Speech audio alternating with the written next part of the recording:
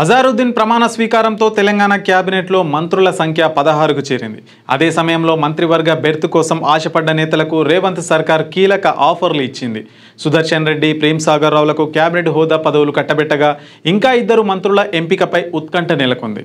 మంత్రిగా అజారుద్దీన్ ప్రమాణ స్వీకారం చేసిన రోజే కాంగ్రెస్ ప్రభుత్వం కీలక నిర్ణయాలు తీసుకుంది.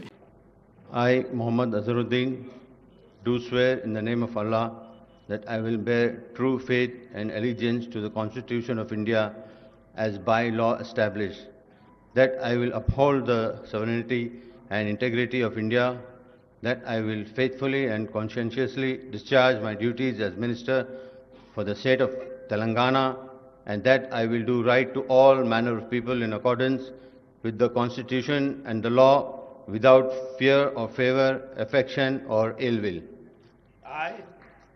I, Muhammad Azharuddin, do swear in the name of Allah that I will not directly or indirectly communicate or reveal to any person or persons any matter which shall be brought under my consideration or shall become known to me as Minister for the state of Telangana, except as may be required for the due discharge of my duties as such Minister.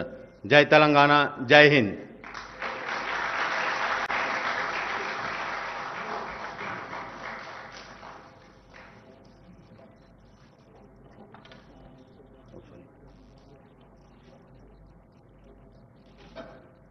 Thank you.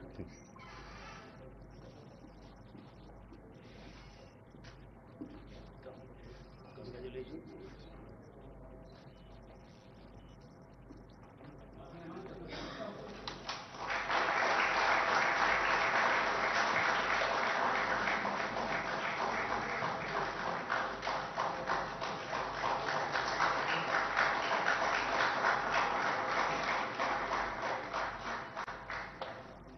Telangana క్యాబినెట్లో berth కోసం తీవ్రంగా ప్రయత్నిస్తున్న పలువురు కాంగ్రెస్ నేతలకు ఇతర పదవులను కట్టబెట్టింది.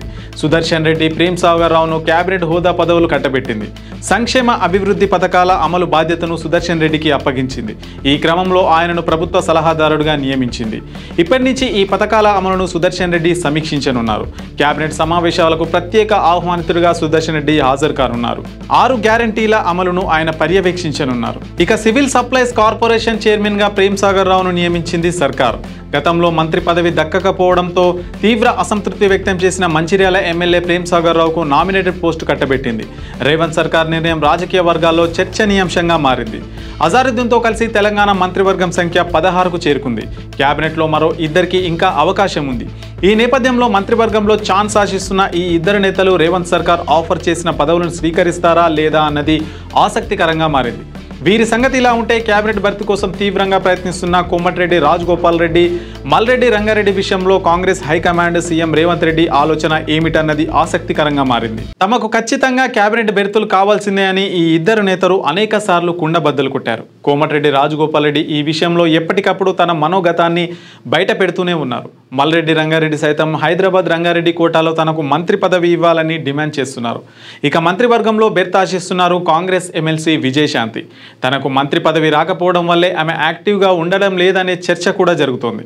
మరోవైపు కీలక మున్నూరు కాపుకోట, యాదవ కోటాలో ఆది శ్రీనివాస్, బీర్లా ఐలయ్య వంటి వాళ్ళు కూడా మంత్రి పదవుల రేసులో ఉన్నారు. దీంతో మంత్రివర్గంలో బ్యాలెన్స్ ఉన్నా ఆ 2 పదవులు ఎవరికి దక్కుతాయన్నది ఆసక్తికరంగా మారింది. మీ వ్యాపారం అభివృద్ధి కావాలని కోరుకుంటున్నారా? అయితే వెంటనే క్యూనస్ని సంప్రదించండి.